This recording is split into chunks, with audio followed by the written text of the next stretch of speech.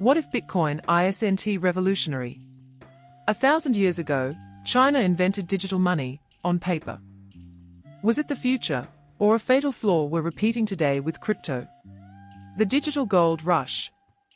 A phenomenon sweeping the globe, igniting imaginations, and reshaping financial landscapes.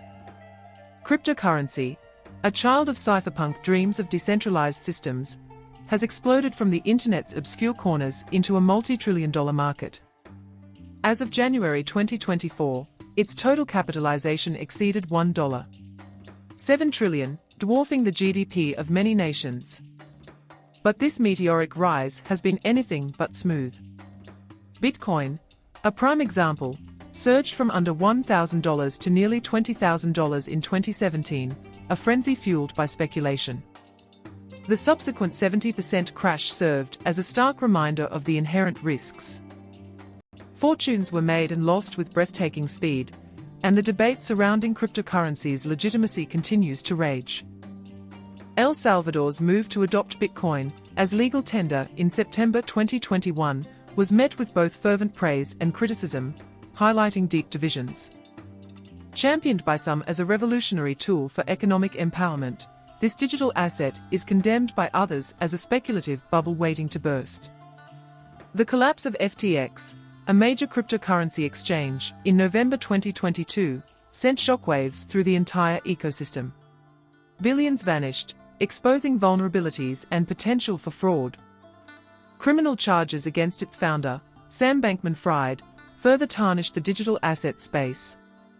Even traditional financial institutions, often wary of decentralized cryptocurrencies, are exploring blockchain technology, signaling a cautious interest in distributed ledgers while carefully avoiding the volatility and ideological baggage of Bitcoin itself. And yet, the allure of cryptocurrency persists. But at what cost? A 2021 study revealed that Bitcoin mining consumes more electricity annually than Argentina, raising serious concerns about its environmental impact. Is the promise of decentralized finance worth the environmental price? At the heart of this digital revolution lies a mystery: Satoshi Nakamoto, the pseudonymous creator of Bitcoin. In 2008, Nakamoto released the Bitcoin white paper, laying the foundation for a new financial paradigm. 2 years later, Nakamoto vanished, leaving behind a legacy that continues to fascinate and perplex the world. A ghost in the machine, whose creation has sparked a revolution, the end of which is yet to be written. As we begin to unpack this revolution, what's the biggest question cryptocurrency raises for you? Subscribe to explore its origins. To truly understand the magnitude of this digital transformation, we must delve into the history of money itself, starting with its most primal form, barter.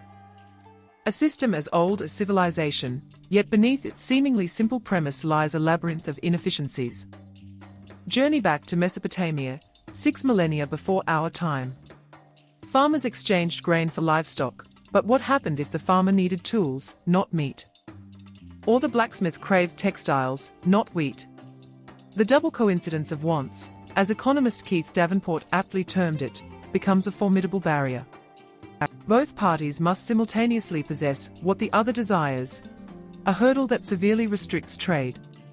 The inherent limitations of barter extend far beyond mere inconvenience. Value becomes frustratingly subjective, fluctuating wildly based on immediate need and localized supply. A glut of fish in a coastal village renders it nearly worthless, while a drought inland elevates water to unimaginable worth. Such disparities breed instability and hinder long-term economic planning. Anthropological evidence reveals further complexities.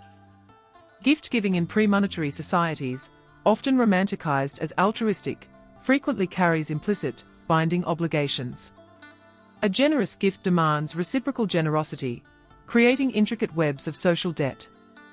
Failure to reciprocate can lead to social ostracism or even open conflict, revealing the hidden, often steep, cost of seemingly free exchange. Even in times of profound crisis, barter's limitations become starkly apparent. The Great Depression witnessed a resurgence of barter systems, a testament to their raw resilience.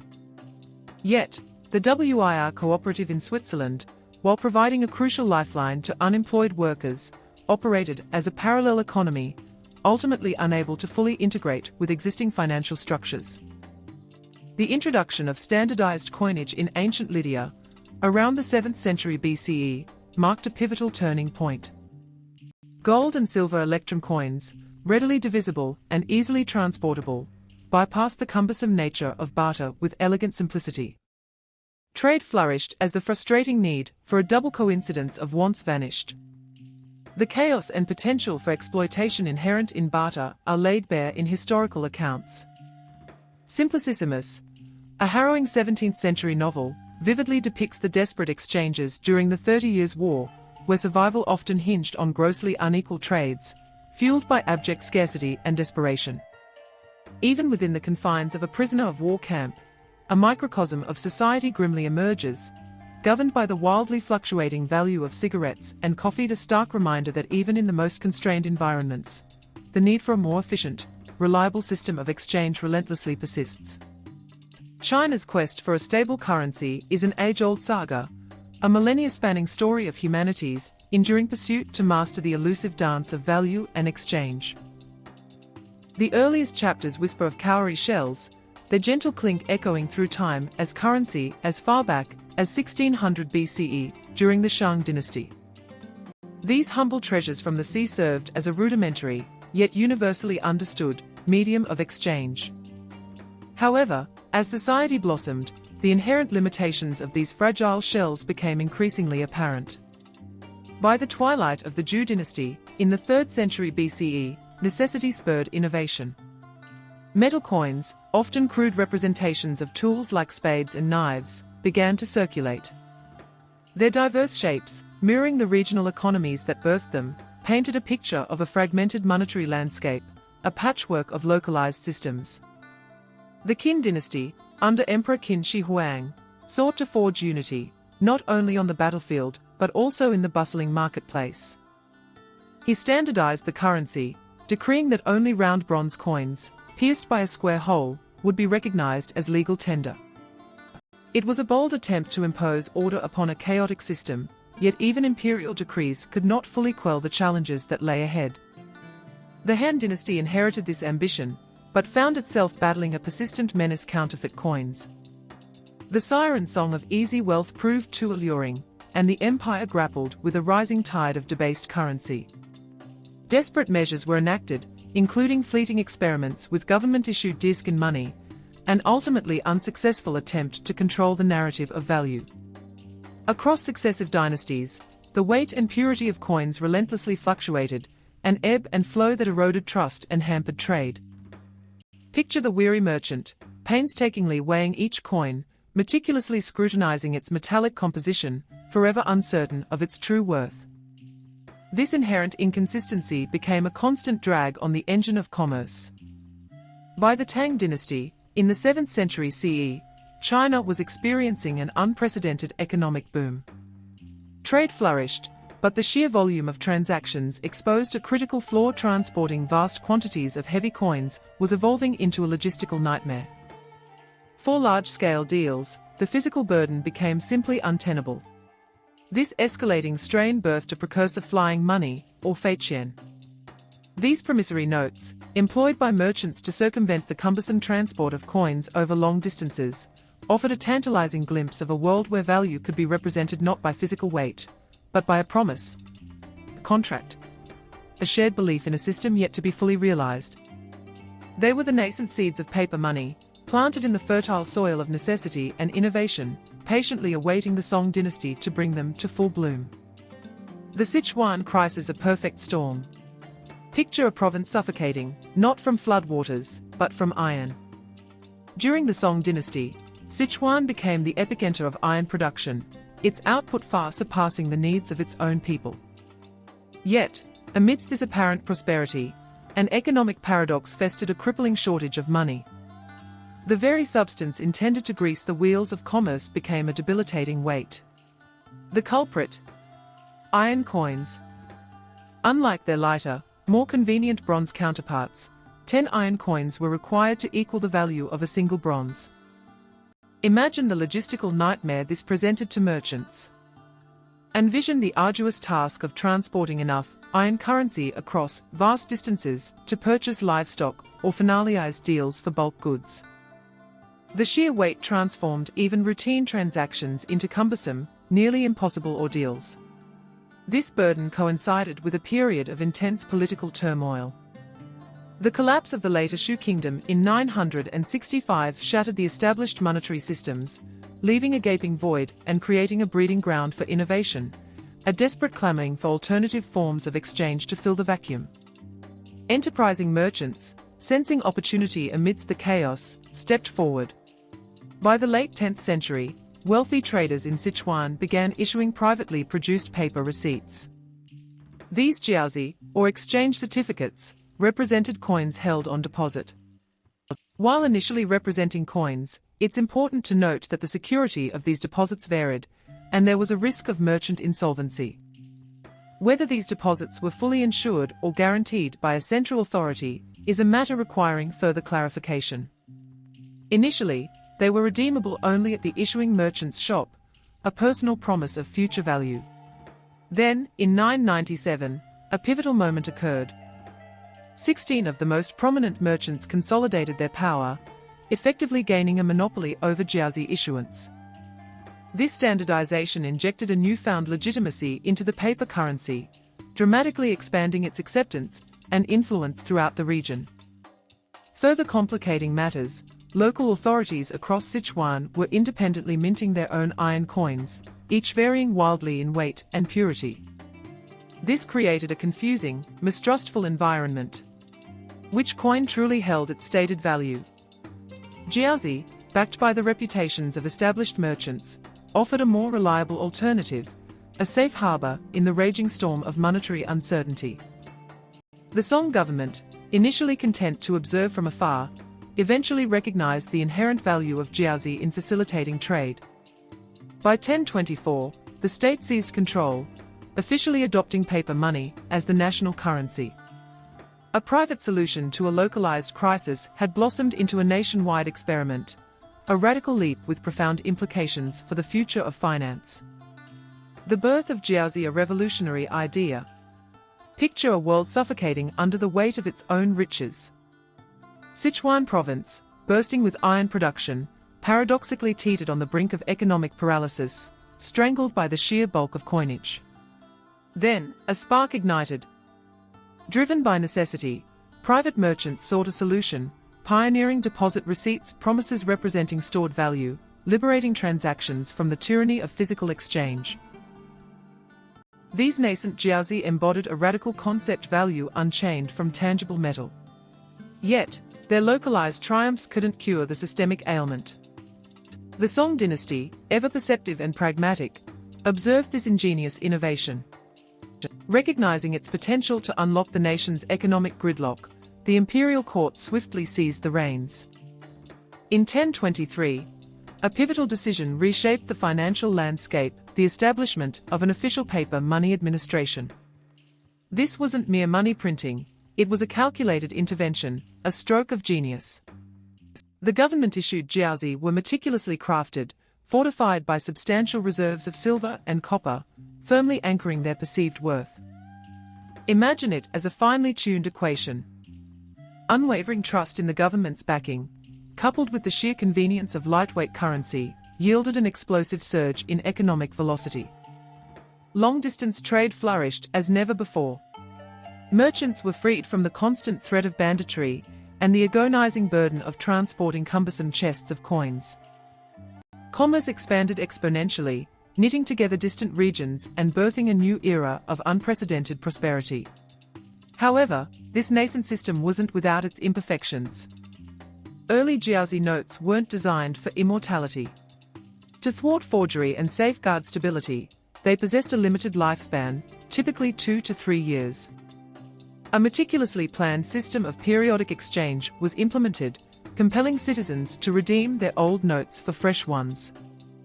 This continuous cycle of renewal was paramount, a constant recalibration of trust and value in a system built on the ephemeral promise of paper, not the immutable weight of metal. The allure of jiaozi, this novel paper currency, proved irresistible, not just to merchants and emperors, but to those lurking in the shadows. Almost from its inception, a dark undercurrent threatened to unravel the very fabric of its value counterfeiting. Imagine the scene: a clandestine workshop, thick with the reek of cheap ink and damp paper. Here, in the flickering lamplight, men hunched over crude presses, meticulously attempting to replicate the Song Dynasty's prized currency. Their tools were rudimentary, their ambition boundless. The audacity of these counterfeiters knew no bounds. They exploited vulnerabilities in the system, seeking to dilute the value of legitimate jiaozi with their fraudulent imitations. Lower quality paper became their canvas, inferior inks their palette, each flaw a potential crack in the very foundation of trust. One particularly insidious technique involved a form of monetary alchemy, bleaching genuine jiaozi of smaller denominations, a 10, perhaps, and then, with deft hands and cunning artistry, transforming them into a much more lucrative 100. A risky gamble, punishable by the severest of penalties, but the potential reward was immense. By 1105, the threat had become so pervasive that the Song government established a dedicated task force, an office solely responsible for hunting down these masters of deception. Their mandate: to protect the integrity of jiaozi, to safeguard the nation's burgeoning economy.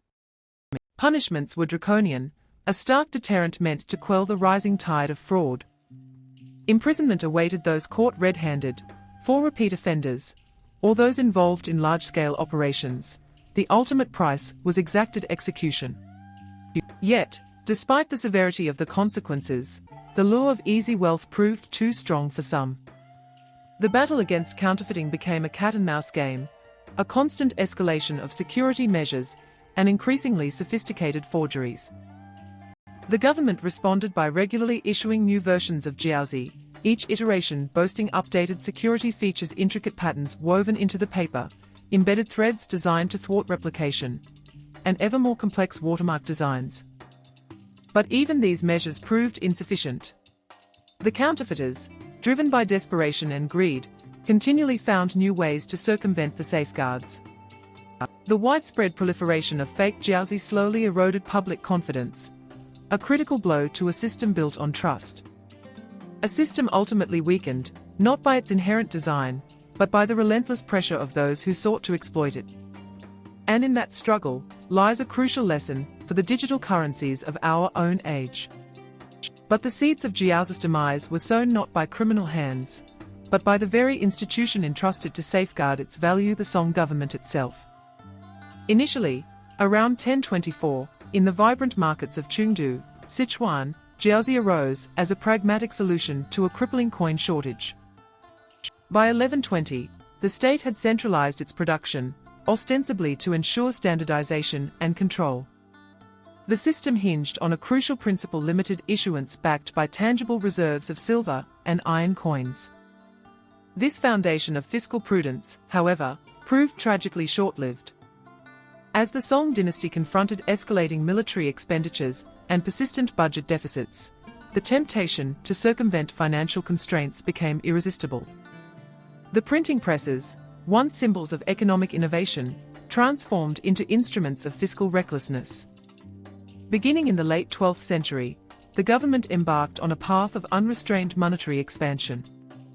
Between 1160 and 1205, the volume of jiaozi in circulation exploded, far exceeding the reserves painstakingly accumulated to guarantee its worth. The inevitable consequence was a precipitous erosion of purchasing power. By the dawn of the 13th century, the value of jiaozi had plummeted to a mere fraction of its original worth.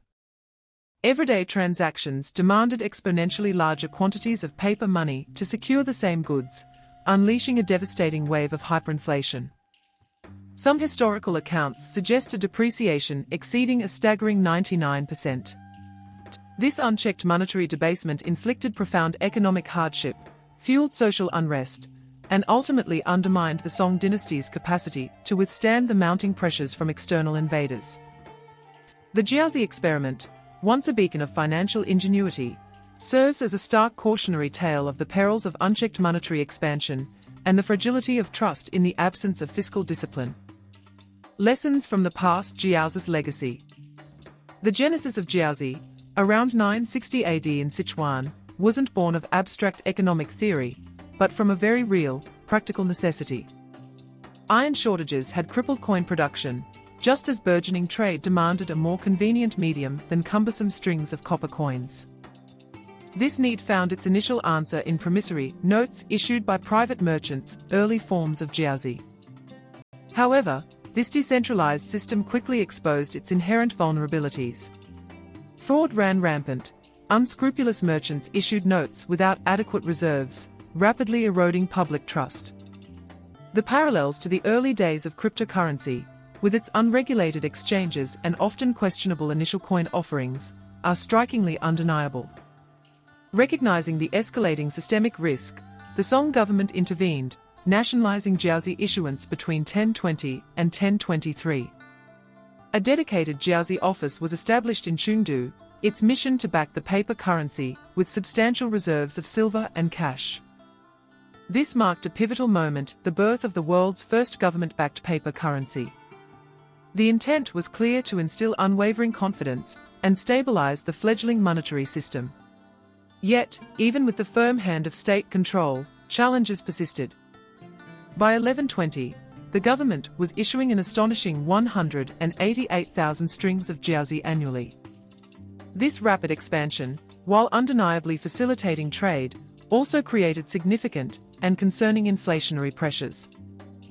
Furthermore, counterfeiting remained a persistent, shadowy threat, despite the implementation of stringent regulations.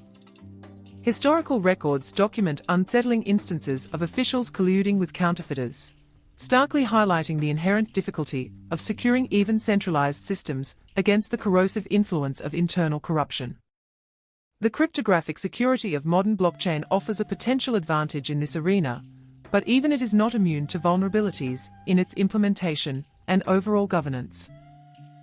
The fragmentation of the jiazi system also presents a crucial lesson for today.